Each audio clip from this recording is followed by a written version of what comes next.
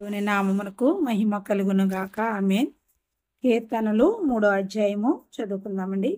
యెహోవా, నన్ను బాధించువారు ఎంతో విస్తరించి ఉన్నారు, నా మీదికి లేచువారు అనేకులు.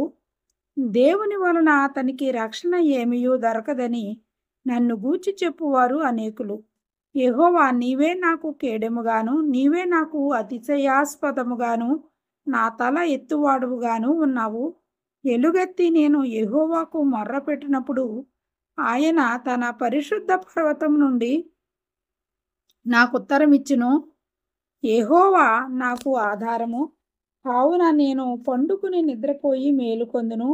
10,000 మంది దండెత్తి నా మీదకి వచ్చి మోహరించినను నేను భయపడను. యెహోవా లెమ్ము, నా దేవా, నన్ను రక్షింపుము. నా శత్రువులనందరినీ దవడ ఎముకల మీద కొట్టువాడవు నీవే, దుష్టుల పళ్ళు విరగొట్టువాడవు నీవే. రక్షణ యెహోవాది, నీ ప్రజల మీదికి నీ ఆశీర్వాదము వచ్చునుగాక. ఆమేన్. దేవుడి వాక్యమును దీవించునుగాక. ఆమేన్.